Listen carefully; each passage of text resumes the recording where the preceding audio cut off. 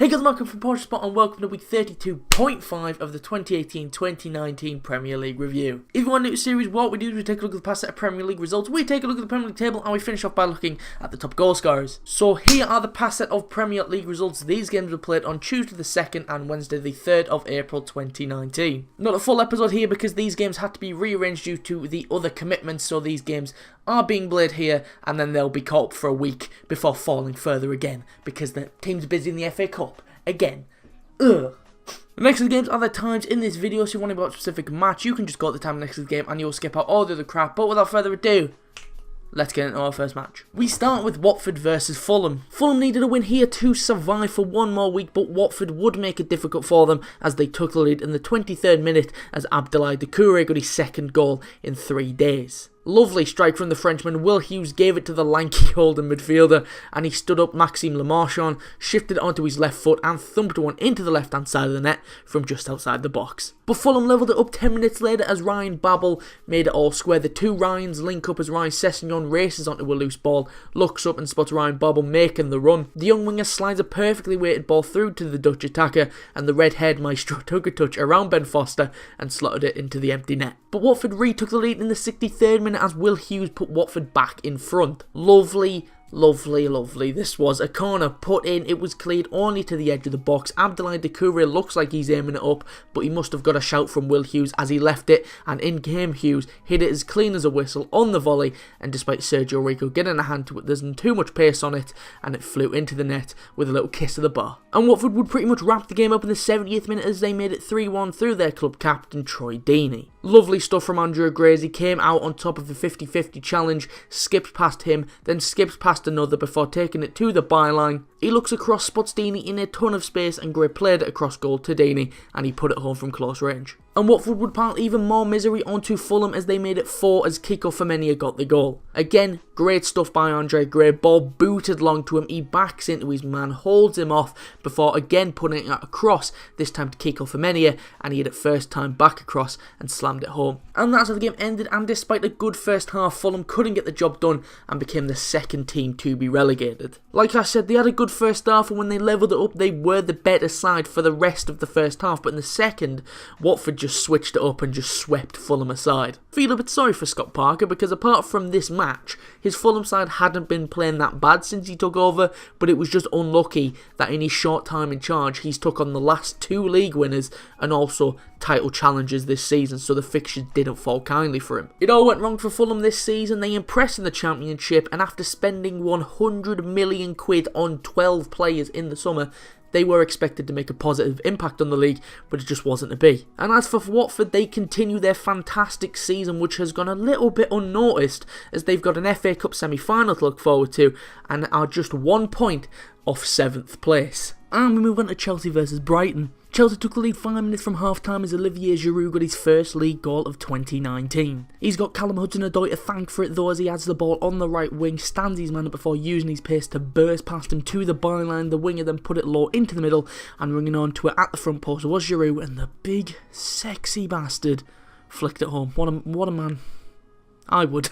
And Chelsea doubled their lead in the 60th minute as Eden Hazard made it 2-0. Jorginho started the move off deep inside the Brighton half. He looked up and played it up towards Ruben Loftus-Cheek and he gave it first time to Hazard. De Belgium then made his way towards the edge of the area before cutting inside a Brighton man, putting him on his arse before curling his effort into the bottom right corner. And Chelsea made it a lot more comfortable just 2 minutes later as Ruben Loftus-Cheek got on the score sheet for the second game in a row. It was almost identical to the goal before it, and I mean identical.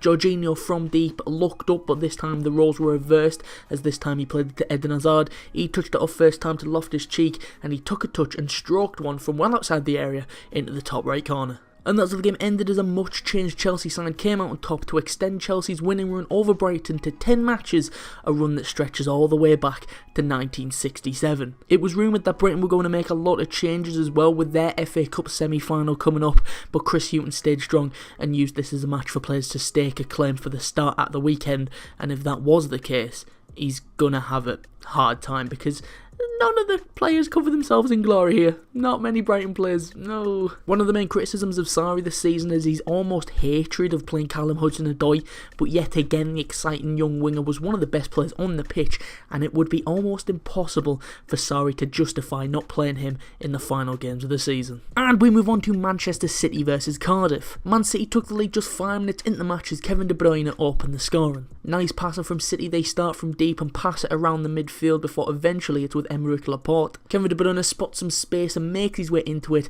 and Laporte is more than happy to slide the ball right through the Cardiff defence into De Bruyne. Almost everyone thinks that he's going to pass it across goal because the angle was so tight it's nigh on impossible to score, but not for the Belgian. He caught Etheridge out at his near post and slammed it into the roof of the net. And Man City doubled their lead just before half time as Leroy Sané made it 2 to the hosts. It came from a corner that Kevin De Bruyne took short to Riyad Mahrez. The Algerian's cross was extremely deep. It's good work by Gabriel Jesus to chest it down to the edge of the box where Sané was waiting for it, and the German hit it first time through a crowd of bodies and into the bottom right corner. And that's how the game ended as Manchester City moved to the top of the table after a very comfortable victory at struggling Cardiff. In the last game, Cardiff had a right to be pissed off at losing, but they can have no complaints in this one.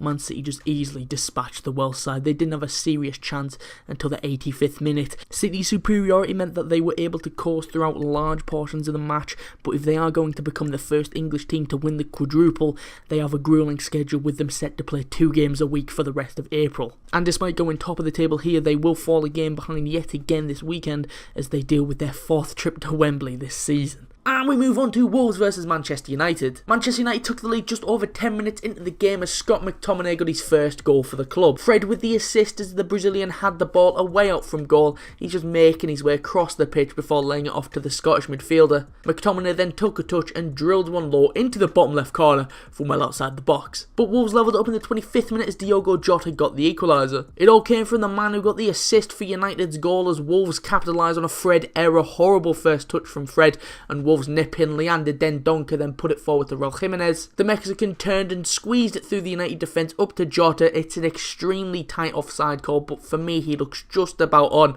and the Portuguese forward took a touch, put it back across and into the bottom left. And Wolves would play the final half hour with a man advantage as Ashley Young was shown a red card for United. He was already on a yellow card, and if you're a United fan or if you watch some United games, you'll know that Ashley Young loves to just dive in. Sometimes it costs him, and it's done so here, and it's a horrible tackle.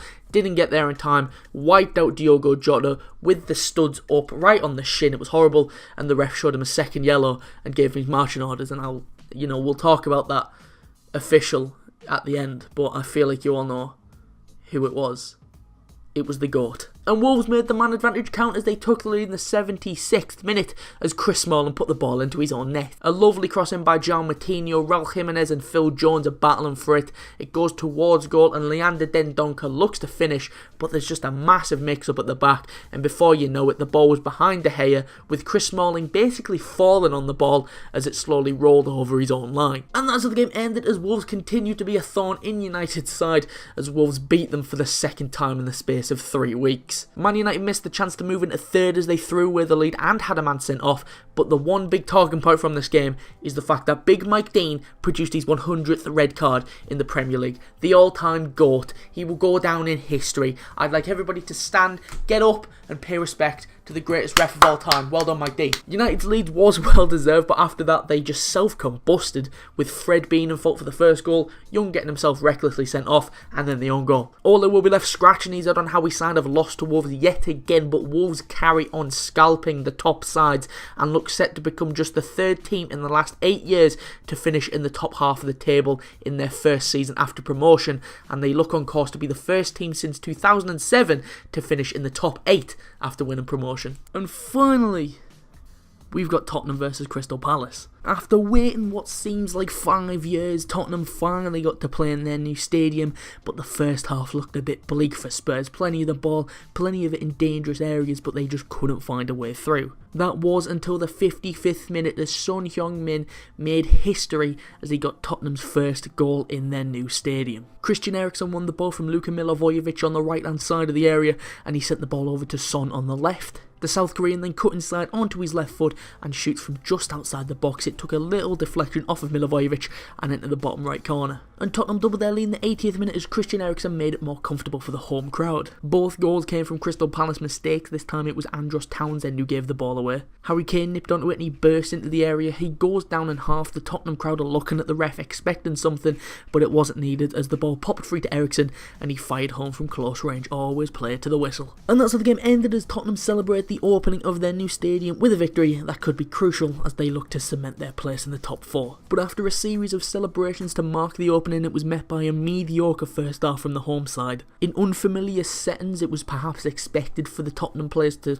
take some time to get going, and it wasn't helped by Crystal Palace as they were tight at the back and they made Tottenham work for it. The sight of Arsenal overtaking them on Monday would have been in the back of Tottenham's mind as they wanted to make sure their North London rivals didn't enjoy it for very long as they jumped back above them with the win here. Right, so that's what game we got for this time. Before we go, let's take a look at the Premier League table and top goal scorers. Start off with the Premier League table. Starting with top 5, and as you can see, Manchester City are top after beating Cardiff. Liverpool dropped to second, they didn't play here. Tottenham are third after winning their opening game in their stadium. Arsenal are fourth, and Chelsea make it the top 5 after beating Brighton. Moving on to the bottom 5, and Huddersfield are on the bottom. Fulham are 19th and became the second team to be relegated this season after losing to Watford.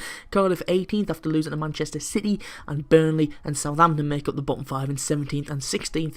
Neither of those two played in this little half week. Moving on to top goal scorers, and there's literally none of these people scored or assisted in this little half week, so they all remain the same as last episode, and that is Aguero on top with 19 goals and 7 assists, Mo Salah second with 17 goals and 7 assists, Aubameyang third with 17 goals and 5 assists, Harry Kane with 17 and 4 assists, and Sadio Mane makes up top 5 on 17 goals and 1 assist. Right, so that's a go for this time. If you did enjoy, be sure to leave a like and subscribe, and I'll be back at the normal time of Tuesday at 4 PM for the next episode of the Premier League review. If you want to stay up to date about anything we do, it would be best to follow us on Twitter. The link to that is in the description, or it's at portionofsport_. If you missed last episode, that'll be on the right hand side of the outro screen, and a link to the channel will be on the left if you feel like subscribing. But anyway, thanks for watching. Be sure to leave a like and subscribe if you are new. I've been Mark from Portion of Sport, and I will see you soon. My mama calls, see you on TV. Sunset shit done changed. Ever since we was on, I dreamed it all. Ever since I was young, they said I won't be